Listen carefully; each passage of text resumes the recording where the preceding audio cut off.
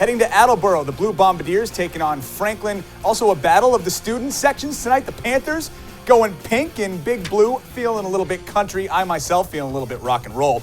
This was a battle to the end. 21-19 Franklin. Attleboro driving for a comeback. The ball fumbled by the running back, scooped up by Franklin.